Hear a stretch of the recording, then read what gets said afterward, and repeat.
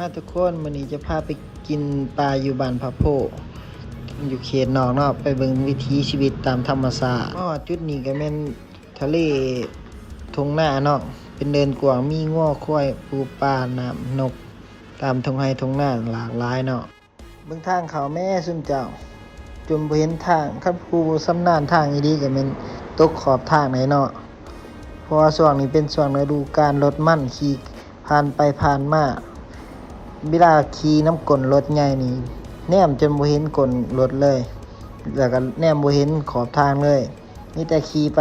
ถ้าว่ามีตอกๆหรือรถจักรจอดไว้ก็แม่นตามกลไปซื่อๆเนาะจุดนี้เป็นจุดสำคัญที่สุดที่มีทะเลหมอกของลาวบ้านเฮาเนาะหาไสบ่ได้ธรรมชาติคักแน่อีหลีวิถีชีวิตบ้านเฮาดังเก่าดังเดิมก็แบบนี้เนาะแต่ก็คอยปรับปรุงเอาเนาะคอยพัฒนาไปบ้านเฮายังสิเจริญขึ้นไปอีกเมื่อหน้าอยู่เนาะสำหรับไผที่มักสายลุยสายท้าทายแล้วก็มักธรรมชาติเนาะแม่นมาบ้านพักโปทางเขาก็ห่างจาก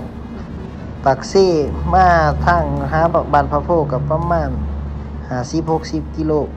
ประมาณนี้เนาะขี่รถชั่วโมงปลายนิดแยกเขาทางลัก48ของเมืองปทุมพรไปหาทางอัตตปือเนาะ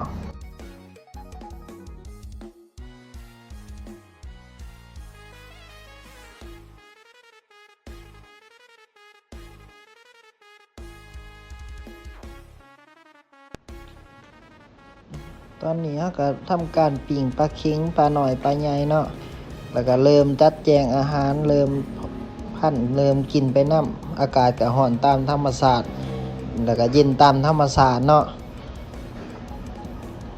ฝ่ายหาปลาก็หาปลาไปเรื่อยๆเก็บปูเก็บปลานี่น้องเขาเนาะตามทงไห้ทงหน้า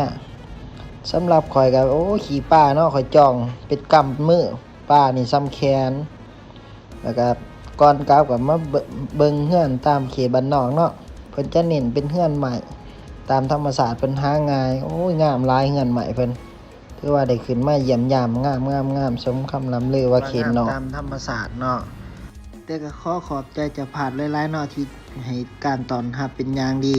นับแต่ปูปลาหน้าน้ำเหลายาปลาปิ่งสุดท้ายนี้ก็ขอบใจที่เบิ่งคลิปเฮาจนจบเนาะขอฝากกดไลค์กดแชร์กดติดตามเพื่อเป็นกำลังใจให้ทางทีมงานของพวกเราเลยเนาะต่อไปคลิปหน้าเดี๋ยวเราจะพาไปบนธรรมศาสตร์เติม